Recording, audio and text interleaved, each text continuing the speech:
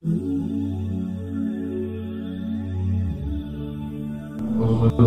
ala rasulillah Sayyidina Muhammad Sayyidina Muhammad Sayyidina Muhammad Ibn Abdillah wa ala alihi wa sahbihi wa man wala wa la hawla wa la quwwata illa billahil aliyyil azim. Amma ba'd. Hormati jemaah Masjid Nurul Ikhwan serta dari KM dan para sesepuh, bapak-bapak, ibu-ibu, adik-adik sekalian, mudah-mudahan tidak bubar dari pengajian ini kecuali dosa kita diampuni oleh Allah, yang sakit Allah sembuhkan, yang punya hajat Allah kabulkan.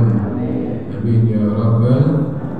Sebelum dimulai, Habib mau mengucapkan jazakumullahu khairan jazak yang sudah ikut bantu mengurangi beban korban gempa Cianjur kemarin ya. Ada yang ngasih sejadah, perangkat alat sholat, ada yang ngasih sarung, baju takwa, ada yang ngasih apa lagi tadi, macam-macam ya, macam-macam Indomie. Habib ucapkan terima kasih banyak, dan bantuan antum sudah saya sampaikan ke yang menerimanya daripada korban gempa Cianjur atau Cugenang. Habib kemarin antar ke Cugenang. Yang punya antum kita gabungin dengan Majelis Al-Muhsinin, dengan Masjid Mus'ab bin Umair, dengan ada MT As-Sufiyah Sukabumi. Full, satu mobil Habib full. Yang lihat tuh Pak siapa? Pak RW sama Bang Sulaiman. Habib sama siapa? Sama Allah. Habib sendiri, nggak sama siapa-siapa. Alhamdulillah dibantu Bang Sulaiman sama Pak RW kemarin. Kalau nggak ada Pak RW mungkin Habib sama Bang Sulaiman aja olahraga balik-balik. Aku lihat ya, kalau ada teman juga nggak muat mobilnya Pak. Habib sendiri dari sini sampai Cibodas baru ada orang yang tahu korban langsung di Cugenang. Jadi orang tersebut orang Cibodas yang langsung kontak dengan korban. Kita kemarin ada 5 titik. Apa itu nama desa-desanya ada di Instagram Habib itu ada di situ semua. Alhamdulillah mereka senang. Yang nonton itu mereka senang. Mudah-mudahan Allah balas jasanya antum. Man nafasa kurbatan an mu'minin kurbatan min kurabid dunya, nafasallahu anhu kurbatan min kurabi yaumil qiyamah. Barang siapa, kata Rasulullah, yang meringankan satu beban daripada seorang mukmin, daripada beban-bebannya di dunia, maka Allah akan menghilangkan bebannya, kesulitannya nanti daripada hal-hal yang sangat menakutkan di hari kiamat. Anda di sini bantu saudara kita di Cianjur atau Cugenang yang barusan kena gempa.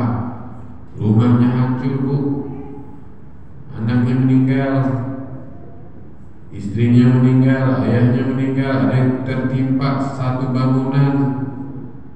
Harta di situ kalau kita lihat udah nggak ada artinya. Yang mereka pakai, yang melekat pada tubuh mereka. Ada motornya yang kejebak, mobilnya kejebak. Mobil apa? Sudah kejadian. Ya. Orang yang meringankan beban saudara kita tersebut, kata Nabi, Allah akan meringankan bebannya dia nanti di hari kiamat. Yang mana hari kiamat lebih menakutkan daripada di dunia. Wa man yassara 'ala mu'sirin. Barang siapa yang memudahkan orang yang lagi kesulitan, seperti orang yang lagi tertimpa musibah sekarang nih, dia bermudah bantu makan, bantu pakaian, bantu apa yang mereka perlukan semampu kita. Anda punya masalah, Anda punya beban, akan dimudahkan oleh Allah. Tapi kalau Anda bakhil, Anda pelit perhitungan, Allah lebih perhitungan kepada Anda. Hati-hati. Ya, hati-hati. Jangan-jangan besok ketika kita kena musibah malah cuek nanti sama kita. Kenapa? Kita cuek juga sama saudara kita. Hati-hati. Allah fi aunil abdi, maka al-abdu fi auni akhi. Pertolongan Allah kepada hambanya selama hambanya tersebut saling tolong menolong kepada hamba yang lain. Mukmin terhadap mukmin ini, kata Rasulullah, kal bunyanil wahid, kal bunyan yashuddu ba'dhum ba'dha. Mukmin dengan mukmin ini, orang beriman dengan orang beriman ini seperti satu bangunan yang saling menguatkan satu di antara yang lain. Tidak akan terjadi suatu pondasi rumah kecuali pondasinya lengkap. Ini bak masjid, pondasinya harus lengkap. Kalau enggak, kurang satu, roboh. Begitu juga orang mukmin. Mukmin dengan mukmin yang lain seperti satu bangunan, saling menguatkan. Ada di pondasinya kurang kuat, dikuatin. Yang ini kurang kuat, dikuatin. Yang di sana butuh bantuan, kirim. Yang di sini kena musibah, bantu, jangan dicuekin. Maka mukmin semacam ini akan kuat. Tapi kalau kita cuek, hati-hati. Ini menandakan bukan orang yang beriman. Bahkan dikatakan oleh Rasulullah, muslim itu seperti satu tubuh. Kalau tangan kanan, tapi mau nanya, tangan kanan yang sakit, tangan kiri itu merasa kesakitan apa enggak? Termasuk kesakitan. Jangankan tangan, jempol kaki kena kejepit. Yang teriak yang mana? Mulut, semua kesakitan. Terintik aja bebiru tuh bukunya. Kalau nggak demen sakit. Itu kalau dia muslim. Begitupun juga saudaranya kalau kena musibah, jangan kita merasa aman atau merasa senang, bantu minimal. Kalau nggak bisa dengan materi, nggak dengan tenaga, nggak bisa dengan tenaga, dengan ilmu Anda, nggak bisa dengan ilmu, dengan doa, paling nggak doain. Jangan kita cuek. Bapak kalau ibu menyaksikan langsung, seperti Pak RW juga menyaksikan, wah nggak tega Pak, nggak tega. Tinggal sekarang mereka di tenda, kena hujan, kena panas, yang selimut yang anak kecil. Sampai-sampai Habib dapat cerita dari mereka sendiri, dari mulut mereka dulu pas dari H+1 itu mereka punya asupan bayi, makanan bayi. Mereka tumbuk apa tuh? Jadi kayak zaman dulu tuh, dari ubi dihalusin, dikasih ke bayi. Mau nggak mau, ya. Nah, kita harus punya niat terus ya. Mereka sekarang ini butuh bantuan terus nih, karena kalau kita lihat nih bukan satu desa, satu kabupaten Cugenang, satu kecamatan Cugenang itu hampir rata-rata 90% hancur. 90%. Jangan nanti kemarin sudah alhamdulillah terus. Yang belum ngasih kasih ya semampu nanti ngasih caranya begini, apa yang mereka butuhkan, siapa yang punya kontak langsung apa yang mereka butuhkan, kita gerak. Jangan diri kita aja, ajak teman kita, ajak tetangga kita, ajak desa yang lain, ajak kampung yang lain. Terus insya Allah kalau model demikian penduduk di sini, insya Allah mereka orang beriman, orang yang bertakwa. Kenapa? Saling tolong menolong. Kalau anna ahlal qura amanu wattaqau la fatahna alaihim barakatin minas samai wal ardh. Kalau penduduk desa sudah bertakwa, sudah beriman, bertakwa, saling tolong menolong, saling perhatian terhadap mukmin, Allah akan bukakan keberkahan pada tempat tersebut, dijauhi dari bala insyaallah. Maka dari itu Pak, jangan jauh-jauh dengan majelis taklim. Majelis macam inilah yang menolak bala. Majelis macam inilah yang datangnya malaikat, yang insyaallah menjadikan keberkahan buat ini tempat. Bahkan bukan ini tempat, desa samping juga kena, desa yang lain juga kena. Berkat apa? Ada majelis taklim. Maka dari itu kita teruskan pelajaran kita kemarin. Habib Segaf, ada kelas Habib ya, guru kita juga Habib Segaf bin Ali Al-Idrus, masya Allah masih muda ya, luar biasa. Udah bahas sedikit daripada sholatul Jum'ah, betul? Syarat-syaratnya belum ya? Kita lanjut malam ini. Al-Fatihah dari Habib Ahmad bin Zain Al-Habsyi, Syekh Muhammad Nawawi Al-Bantani, walal walidina wa walidi Muhammadin wa amwatikum Allah ta'ala birrahmatil maghfirah wa yasbinu al jannah wa ibadu wa barakatuhu wa sallallahu wa barik wa lahu bid-din wa bil Fatihah.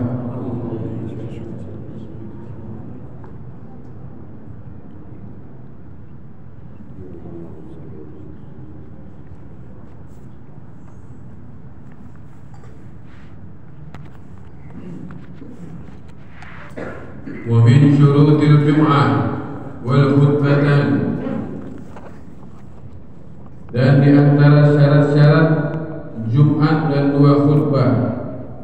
wa arkanuhu dan rukun-rukun keduanya. Kita bahas syarat sah Jumat dulu. Wa min syuruti sihhatil Jum'ah, di antara syarat-syarat daripada sahnya Jumat. Kalau kemarin sudah dibahas, Jumat itu hukumnya fardhu ain. Ala kulli muslimin, wajib fardhu ain setiap individu bagi setiap muslim laki-laki yang merdeka, yang tidak berpergian, kemudian tidak lagi udzur syar'i seperti sakit ataupun hujan, maka model demikian wajib sholat Jumat. Kalau misalkan kurang dari tersebut, tidak wajib. Seperti siapa? Perempuan, tidak wajib. Tapi kalau mereka sholat Jumat gimana? Sah. Sah. Apakah harus mengulang sholat zuhur? Tidak. Tapi lebih baik tidak sholat Jumat. Paham ya? Nanti kalau sholat Jumat ibu-ibu, akhirnya bapak-bapak lirik belakang-belakang dulu. Itu di Mekah ada, ya Mekah beda, ya. Mekah beda.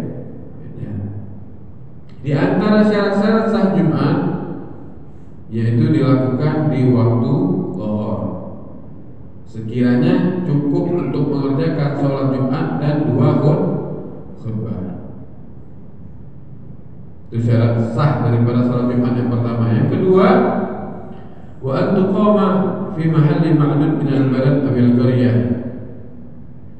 Ya, hendaknya sholat Jumat ini dilaksanakan atau didirikan pada tempat yang dianggap itu tempat sebagai kota atau desa, tempat berkumpulnya orang, masjid jami'nya dia, tempat pusat kumpulnya orang, didirikan di situ Jumat. Seandainya masjid, ada masjid sini, masjid di mana tempat berkumpul yang besar, yang banyak, yang bisa nampung banyak, terus orang bisa ngumpul, didirikan di situ. Kemudian wa alla yasbiqaha wa la yuqarinaha jum'atun fi baldatiha mathalan wa in 'azaman. Kalau misalkan ada Jumatan dalam kota ini ada 2 masjid di dalam ini, atau tempat ini ada 2 Jumat, enggak boleh berbarengan atau mendahulunya. Enggak boleh berbarengan atau mendahulunya. Jadi harus kumpul satu semuanya, kecuali dia nampung di situ. Boleh nanti didirikan lagi Jumatan yang tempat lain walaupun berdekatan. Masjidnya nggak nampung. Atau juga boleh kalau misalkan kubu ini lagi kubu itu lagi perang, kalau ketemu nanti berantem, boleh dipisahkan. Atau jauh, jauh sekiranya adzan Jumat tidak kedengaran. Kemudian itu juga boleh bertambah jumlah sholat Jumat sesuai hajat. Ya tadi hajat tadi. Kalau memang diperlukan, ini satu masjid cukup kok nambah lagi, ada apa? Alasannya apa gitu loh. Kalau cukup ya cukup satu aja. Tapi kalau misalkan udah nggak nampung masjidnya, atau ada perkelahian antara kubu ini sama kubu itu, atau misalkan lagi jauh sampai nggak kedengaran azan, baru boleh untuk mendirikan Jumat lagi. Kemudian di antara syaratnya lagi apa? Harus ada jumlah 40 orang laki-laki yang wajib tadi, yang dihitung ahlul balad, ya, penduduk tempat tersebut. Jadi kalau ada pertanyaan, misalkan begini, ada orang dia sholatnya di masjid, 1 orang ini batal. Coba diperhatikan pertanyaannya, teka-teki ini. Dia sholat di masjid 1 orang, berapa? 1 orang. Berapa Pak? 1. Bapak-bapak kalau semangat banyak utang apa? Yang semangat dong, ya, yang semangat. Berapa Pak? 1. Ini 1 orang yang di masjid ini, dia batal atau dia punya hadas gara-gara dia Orang sholat yang di rumah ikut batal. Ada yang tahu nggak jawabannya? Satu orang di mana tadi? Masjid, sholat, ya nggak? Sholat, pas sholat dia batal. Bukan dia doang yang batal, yang di rumah yang dia ada di rumah nih ikut batal juga. Wah, jumlahnya lebih dari satu, mungkin 10, 20, 30, bahkan bisa lebih dari itu. Ada yang tahu ibu-ibu? Kalau yang tahu jawabannya nanti dikasih sama bapak siapa namanya? Pak Mitro, duit 2 juta dalam mimpi. Ada yang tahu? Jawabannya nyerah. Kita tahu? Nyamuk? Nyamuk. Jadi jawabannya begini. Satu orang yang sholat di masjid tadi dia batal. Kenapa yang di rumah ikut batal juga? Iya, karena ketika sholat Jumat jumlahnya pas-pasan 40. Kalau misalkan 40 orang sholat Jumat pas-pas banget jumlahnya sama imam, ya. Maka kalau ada salah satu yang batal, yang lain ikut batal. Lah orang ini tadi imam udah salam, yang lain udah pulang, dia masih tahiyat. Pas mau ngucapin fil alamin innaka hamidum majid, ya kentut dia. Maka yang pulang tadi sudah ke rumah tadi ikut kenapa? Karena sholat Jumatnya pas-pasan jumlahnya 40. Tapi kalau lebih dari 40, yang batal siapa? Sendiri, paham ya? Ya lewat dari 2 jutanya. Masya Allah. Kemudian di dalam sholat Jumat juga sah daripada sholat Jumat juga itu juga ada khutbatan, ada 2 khutbah yang mana dilakukan 2 khutbah ini sebelum sholat Jumat. Maksudnya ada khutbah pertama diduduk, ada khutbah kedua. Ini menurut Imam Syafi'i. Tapi ada juga menurut Imam Abu Hanifah khutbah sekali aja. Khutbah sekali. Besok kalau antum misalkan ke Turki atau kemana, kok Jumatan khutbahnya sekali doang? Itu ada pendapat daripada Imam Abu Hanifah. Sebelum kita melanjut masalah khutbah, ada juga ulama mengatakan selain daripada yang mengatakan 40 harus 40 itu Imam Syafi'i. Ada yang mengatakan ada yang harus 50. Ada yang mengatakan boleh 20. Ada yang mengatakan boleh 9, 7, bahkan 3. Itu gimana? Kita nggak bisa pilih. Udah 3 orang aja, ngapain 3 orang aja, soalnya nggak bisa. Nggak boleh sembarangan ngambil pendapat imam, harus dengan fatwa ulama setempat. Seperti kemarin tuh pas lagi COVID awal-awal. Cuman kan masih bisa memungkinkan, masih bisa, harus kumpul. Kecuali memang nggak bisa, antum terdampar di satu pulau yang laki-lakinya cuma ada mungkin 20 orang. Gimana nih? Kalau nggak sholat Jumat dosa, cuma ada 20, nggak nyampe 40, pakai 20 orang, nggak apa-apa. Kenapa? Emang adanya segitu. Emang adanya 20. Kalau darurat, ya. Oh iya. Sekarang tadi dikatakan di dalam sholat Jumat juga ada 2 khutbah. Yang mana di 2 khutbah ini atau khutbah tadi ini ada rukun-rukunnya. Rukun-rukun khutbah yang pertama adalah hamdulillah ta'ala,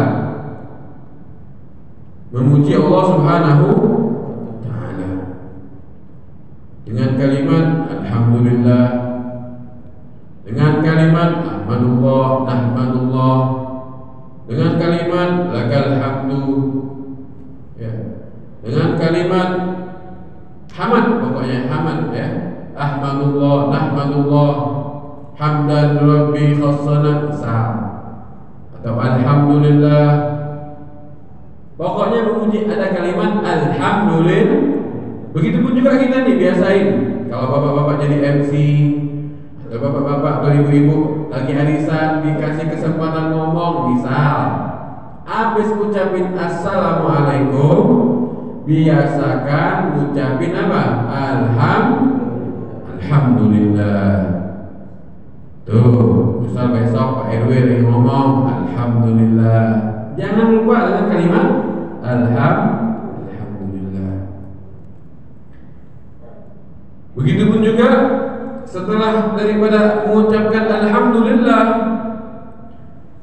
rukun yang kedua daripada khutbah as-salatu ala nabi sallallahu alaihi wasallam, bersalawat kepada Nabi Muhammad sallallahu alaihi wasallam. Karena kulla ibadah iftaqarat ila dzikrillah iftaqara ila dzikrin nabi kal adzan was salat. Karena setiap ibadah itu membutuhkan untuk mengingat kepada Allah. Kemudian juga membutuhkan mengingat kemuliaan Nabi Muhammad sallallahu alaihi wasallam, seperti ada nabi di situ. Qomat juga disebutkan ada Nabi Muhammad sallallahu. Begitupun juga kita di dalam khutbah dua ini harus ada salawat kepada Nabi Muhammad. Makanya setiap kita kalau dengerin khutbah Jumat, alhamdulillah wassalatu wassalamu ala Rasulullah Sayyidina Muhammad ibni Abdullah, atau dengan sifat yang lain. Ya, mau pakai nama Muhammad atau gelarnya Nabi Al-Hashir, Al-Mustafa, Al-Mujtaba, Al-Mubashir, An-Nadhir, boleh. Yang nggak boleh apa? Yang nggak cukup kalau diganti dengan dhamir. Wala yakfi ityan fi shalah bilam dhamir. Yang nggak boleh dengan pakai dhamir. Sallallahu alaihi usalli wa usallimu alaihi, gak disebutin namanya. Maka itu tidak cukup. Ya, itu tidak cukup, harus disebutkan namanya Nabi Muhammad atau gelarnya Nabi Muhammad sallallahu alaihi wasallam. Tuh lihat, tanpa salawat kepada Nabi, salat Jumat gak sah. Tanpa salawat dengan Nabi, salat kita tidak sah. Salat 5 waktu tidak sah. Salat Jumat tidak sah. Khutbahnya tidak sah. Mulia Nabi kita Muhammad sallallahu alaihi wasallam. Tadi yang pertama rukun khutbah apa? Ucapin alhamdulillah. Yang kedua salawat kepada Nabi Muhammad. Ini di mana? Di khutbah pertama ataupun khutbah kedua. Dan khutbah kedua. Jadi alhamdulillah di khutbah pertama dan khutbah kedua. Salawat kepada Nabi Muhammad di khutbah pertama dan khutbah kedua. Yang ketiga apa? Wal wasiyatu bittaqwa. Wal wasiyatu bittaqwa. Wasiat bertakwa kepada Allah Subhanahu wa taala. Ittaqullah. Ittaqillah ayyuma kunta wa aqbis sayyatal hasanatan wa khaliqin nas bi khuluqin hasanin. Bertakwalah kepada Allah Subhanahu wa taala dimanapun kalian berada. Ini wasiat takwa ini wajib, rukun. Makanya kita sebagai pendengar, khususnya bapak-bapak, kalau pas lagi khutbah jangan malah baca doa bismikallahumma ahya wa bismika amut. Jangan. Perhatikan khutbahnya dari si khotib tadi, lihat sunnahnya kita ngeliat khotib. Kalau memungkinkan, kalau misalnya pojok ngeliat khotib gini, nanti yang bisa sampai ngeliat itu nggak bisa nampak lagi nih. Yang bisa ngeliat khotib lihat. Kemudian perhatikan rukun-rukun ini tadi. Yang pertama tadi alhamdulillah, khotib nyebut apa enggak? Oh ada, selamat. Oh salawat. Yang kedua ada apa? Udah ada, selamat. Lihat yang ketiga apa? Wasiat takwa. Baik dengan bahasa Arab ataupun dengan bahasa Indonesia. Kemudian yang keempat, rukun yang keempat. Rukun yang keempat apa? Sebentar. Ya. Jadi tidak cukup yang di dalam wasiat takwa tadi. Kalau dia cuma ngomong hati-hati sama kehidupan dunia, nggak ada kalimat takwanya, nggak cukup. Larangan untuk menjauhi dunia, hati-hati, jangan cinta sama dunia. Wahai kaum mukminin, ittaqil misalkan hati-hati dong, ngomong hati-hati daripada tanpa disandarin atau kalimat at-taqwa nggak cukup, harus disebutin kalimat takwa. Apa sih takwa itu? Imtithalul awamir wajtinabun nawahi, mengikuti perintah Allah, menjauhi larangan Allah, itu arti takwa. Baik. Nah, tiga ini tadi ingat, alhamdulillah, sholawat kepada Nabi Muhammad, kemudian berwasiat bertakwa. Ini harus di dua khutbah yang pertama dan khutbah yang kedua. Kemudian rukun yang selanjutnya, wa qira'atu ayatin minal Qur'an, wa qira'atu ayatin minal Qur'an fi ihdahuma, membaca daripada satu ayat daripada Al-Quran di salah satu kedua khutbah, mau di khutbah pertama ataupun khutbah kedua, atau boleh baca dua-duanya. Khutbah pertama baca, khutbah kedua juga baca satu ayat aja cukup. Baca satu ayat, tapi ayat yang memberi makna, bukan ayat yang tidak ada maknanya, yang nggak tahu, belum tahu seperti apa, kayak mutasyabihat seperti Yasin, jangan. Tapi baca yang ada maknanya, apalagi baca satu surah. Bismillahirrahmanirrahim. Qul huwallahu ahad, Allahus samad, lam yalid wa lam yulad wa lam yakul lahu kufuwan ahad. Bismillahirrahmanirrahim. Wal 'asr, innal insana lafi khusr illa alladziina, itu lebih lengkap lagi. Kemudian rukun yang selanjutnya adalah ad-du'a lil mu'minin, mendoakan orang-orang mukmin fil akhirah, di khutbah yang kedua. Nah, makanya pas lagi doa paling kenceng Habib sering perhatikan pas bagian apa, Allahumma ighfir lil mu'minina, yang tidur langsung bangun, amin. Yang tidur langsung bangun. Jangan dibiasakan ya, tidur di khutbah itu jangan dibiasakan. Kalau bapak capek, lawan wudu. Capek juga lagi, duduknya ganti posisi. Capek lagi, ambil sambal colok pantatnya.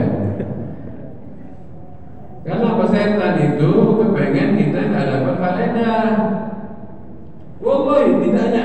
Ada dulu pernah ke pasar, dulu ikut abadnya. Itu orang pasar kan capek luar biasa mereka. Paling senang kalau ke masjid, kenapa? Dingin, adem. Apalagi pas khutbah. Wow, Pak, kalau udah pas khutbah, apalagi yang mau khutbahnya pelan, adem, suara orang di mana-mana. Nanti pas bagian doa nih di khutbah kedua, Allahumma ighfir lil mu'minina wal mu'minat, langsung pada bangun, amin. Emang benar, doa ini mendoakan kepada kaum mukminin, maghfirah kepada kaum mukminin dan mukminat, ini termasuk rukun yang terakhir daripada khutbah. Ya, kalau nggak mendoakan kepada kaum mukminin tidak sah khutbahnya, harus diulang. Amin. Gak cukup kalau si khotib tadi ngomong rahimakumullah. Semoga Allah merahmati ke Allah yarhamkum. Enggak, harus sebutkan Allahumma ighfir lil mu'minina wal mu'minat. Itu syaratnya. Jadi kalau ada yang khutbah, misal ada yang khutbah, dia cuma begini, alhamdulillah wassalatu wassalamu ala rasulillah sayyidina Muhammad ibn Abdullah. Ya ayuhan nas ittaqullah haqqa tuqatih wa la tamutunna illa wa antum muslimun. Bismillahirrahmanirrahim. Wal 'asr, innal insana lafi khusr illa alladziina aamanu wa 'amilus shalihat wa tawassaw bil haqq wa tawassaw bis sabr. Khutbah pertama selesai, duduk dia. Bangkit lagi sama seperti khutbah yang tadi, cuma ditambahin doa. Allahumma ighfir lil mu'minina wal mu'minat. Doanya itu doang, sah apa enggak? Sah, cukup. Berapa lama khutbahnya? Enggak nyampe 1 menit. Enak enggak? Kalau ada di mana tulis di mana? Khutbah Jumat juga jangan terlalu lama. Dilihat dulu masjidnya nih. Nih orang-orangnya rajin ngaji apa malas? Oh malas ngaji, lamain gak apa-apa. Kenapa? Dia gak bakal hadir pengajian kalau dia nggak pernah hadir pengajian, hadirnya cuma pas Jumatan doang, paham nggak? Mau tidak mau kalau ada khutbah pasti dan. Nah model kalau masjid ini kayak gini, lamain nggak apa-apa khutbahnya. Bikin 2 jam dah. Enggak 2 jam juga ya. Paling lama ya 20 menit lah. Ya, paling lama 20 menit, paling cepat 10 atau 15 menit. Kalau misalkan di masjid itu banyak, pengajian banyak, sebelum Jumat juga ada, pada subuh ada, sebelum Jumat ada, pada Jumat ada, jangan lama-lama khutbahnya. Ambil yang ringkas, ambil poinnya. Paham ya? Ini udah banyak pengajian, khutbahnya lama, wah begah orang. Akhirnya bosan.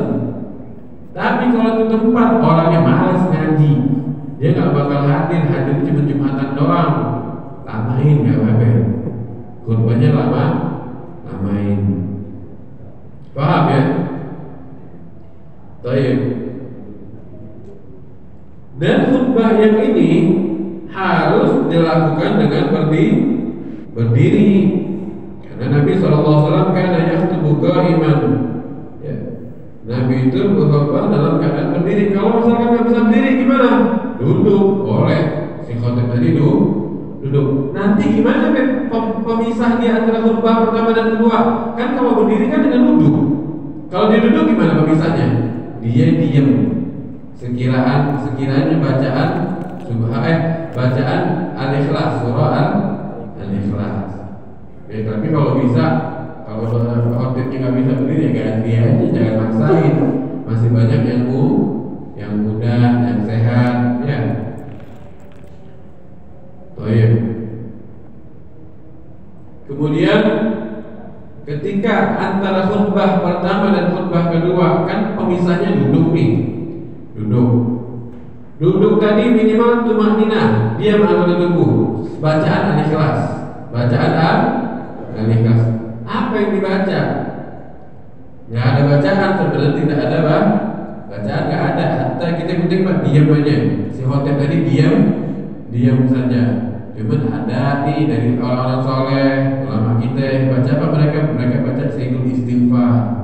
Allahumma anta rabbi la ilaha illa anta khalaqtani wa ana 'abduka wa ana 'ala ahdika wa wa'dika mastata'tu a'udzu bika min syarri ma sana'tu wa abu laka bidzalika wa abu laka bi ni'matika rabbika 'alayya wa bi dzambi faghfir li fa innahu la yaghfiru dzunuba illa anta. Baca doa sayyidul istighfar dalam hati.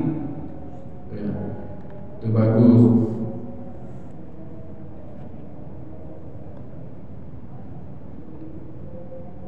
Iya.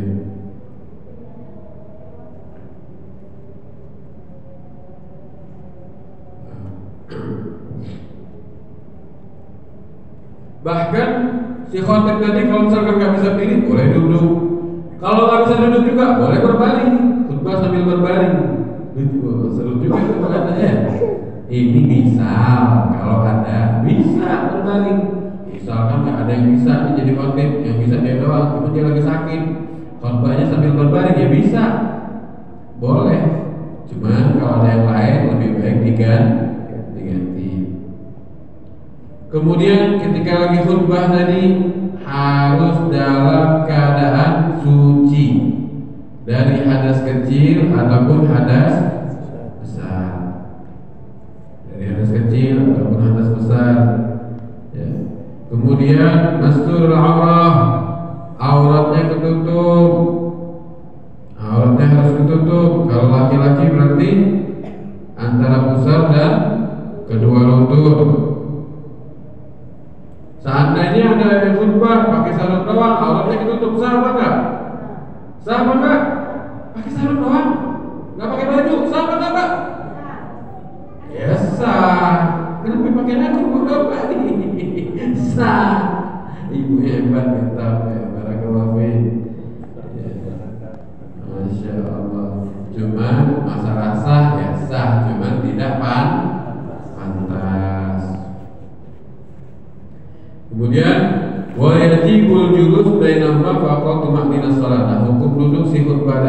khotib tadi itu wajib ya duduk. Anda nggak mau duduk, Anda sehat, Anda mau lanjut khutbah yang kedua, nggak sah. Maka duduk tadi hukumnya wajib. Duduk di mana wajib? Duduk di sofa atau di kursi plastik?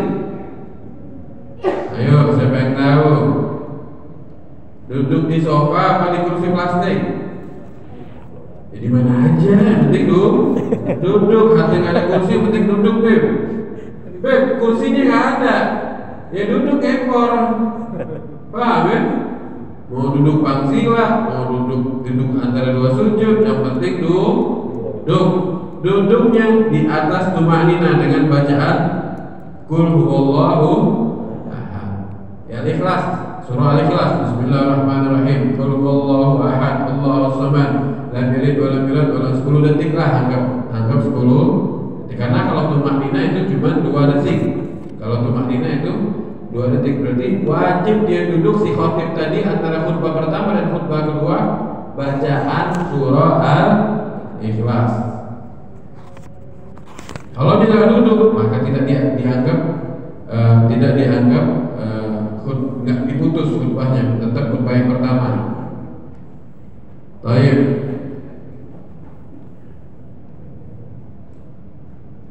Kemudian wal muwalah baina arkanihima wa bainahuma wa bainas salah bi alla yaghfira tawilan 'urfan bima la ta'alluq lahu bima huwa fihi abari bin hajar. Antara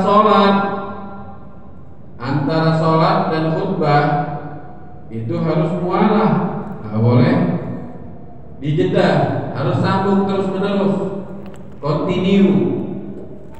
Antara sholat sama khutbah, antara khutbah pertama dan khutbah kedua harus continue. Gak boleh nanti khutbah pertama berhenti ngobrol atau kemana-mana di khotibnya, harus mualah. Antara khutbah kedua selesai khutbah mau sholat juga harus mualah terus menerus, harus terus menerus. Gak boleh ini dulu mau ngoceh nanti mana nih, coba cek ini, coba mati kipasnya, mati nasi. Ya ini nggak mualah, paham ya? Harus mualah terus menerus, continue, tidak boleh dijeda, dijeda, diputus. Wa sholatul jamaah wa sholatul janazah wallahu ta'ala a'lam bis-shawab. Jadi perlu diperhatikan. Ini dapat azan isya belum sih? Perlu diperhatiin. Bagi yang sholat Jumat ya, sholat diperhatikan adab-adabnya, diperhatikan juga sunnah-sunnahnya. Mulai pas malam Jumat tuh baca surat Al-Kahfi-nya, perbanyak sholawatnya kepada Nabi Muhammad, muliakan hari Jumat tadi.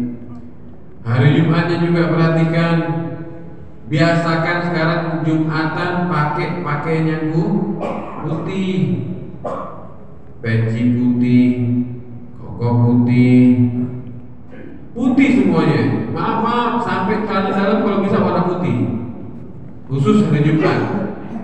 Sampai kalau perlu sendal putih, kalau bisa putih semua. Ini udah putih semua, cuma gigiannya kuning, salah lu ngerokok. Paham kan? Putih juga di bleaching, ya. Putih semua, biasain hari Jumat itu latihan pakai warna putih semuanya. Karena Nabi itu suka warna putih, malaikat pakainya putih, Allah juga suka putih. Pakai warna putih hari Jumat. Pas mau Jumatan, kopiah hitamnya ganti dulu pakai warna putih dulu. Katanya kalau pakai kopiah putih harus haji dulu, kata siapa? Ada yang masih kayak gitu, perangkapan kurang mudik tuh orang, ya? Gak ada harus pakai haji dulu baru boleh pakai kopiah putih. Dari mana itu? Gak ada dalilnya, paham ya? Pakai kopiah putih, mau udah haji atau belum haji pakai kopiah putih, pakai putih hari Jumat. Kemudian pakai wangi-wangian, mandi, datang pagi-pagi, iktikaf di masjid. Ya, muliain hari Jumat, jangan biasain nanti kita masuknya udah habis sempat 2 bat, ya itu udah mau azan, udah mau komat lagi baru masuk masjid. Jangan. Biasakan datang sebelum khutbah, biar dapat pahalanya banyak. Ya, kalau kita biasain dari sekarang, wah, ada yang nongkrong depan, rokok dulu, ini baru. Jangan biasa kayak gitu, tegur, kasih tahu. Nanti jadi contoh sama yang kecil. Bapak gue aja begitu, om gue begitu, ternyata gini kata anak kecilnya, mau sholat Jumat gak apa-apa, ngobrol dulu di luar, rokok dulu gak apa-apa. Sayang akhirnya ini merusak citra. Jadi adat nanti, jadi kebiasaan ke depannya, dan jadi rusak ke depannya nanti. Waliyadzubillah. Kemudian satu lagi, Habib mau ngasih faedah. Ada di kitab Fiqhul Ibadah. Itu untuk amalin ya. Ini bisa dibaca nggak? Baca nggak Fatihah 7 kali? Habis salam, jangan langsung berdiri. Jadi habis salam, antum baca Al-Fatihah 7 kali, kemudian baca Al-Ikhlas 7 kali, kemudian baca Al-Falaq 7 kali, kemudian baca An-Nas 7 kali, dalam posisi duduk tidak berubah. Dalam posisi duduk tidak berubah, bersama imam, bersama makmum. Barang siapa mengamalkan ini, kata Nabi Muhammad, ini hadis ya, barang siapa setelah imam dari sholat Jumat dan sebelum merubah posisinya, kakinya tidak dirubah, dia baca Fatihah 7 kali, Al-Ikhlas 7 kali, Al-Falaq 7 kali, An-Nas 7 kali, maka pada setiap surat tersebut akan diampuni dosanya yang telah lalu dan yang akan datang, dan akan diberi pahala sebanyak hamba yang beriman kepada Allah dan Rasulnya. Dalam riwayat yang lain, dijauhkan dari keburukan sampai hari Jumat berikutnya, dijaga sama Allah. Insya Allah dia gak maksiat, dijaga sama Allah. Kemudian sebelum dia berbicara, yang paling penting pembicaraan tersebut bisa mengandung unsur dosa, Allah akan jaga mulutnya. Amalin itu tadi. Baca Al-Fatihah berapa kali Pak? 7. Al-Ikhlas 7. Al-Falaq, An-Nas, hafal kan? Jangan langsung kabur. Assalamualaikum, assalamualaikum. Imam belum doa, belum udah hilang. Jangan. Baca kayak tadi. Apalagi kalau bisa bareng-bareng sama imam bacanya. Jadi imam langsung punya mandu. Bismillahirrahmanirrahim. Alhamdulillahirabbil alamin arrahmanirrahim maliki yaumiddin. Sampai itu juga sampai selesai. Ya, insyaallah dapat fadilah yang tadi. Insyaallah. Cukup sekian. Ya, Allah taala alam bisawab. Ada pertanyaan sampai di sini? Ada pertanyaan? Kalau nggak ada kita tutup ya. Fatihah.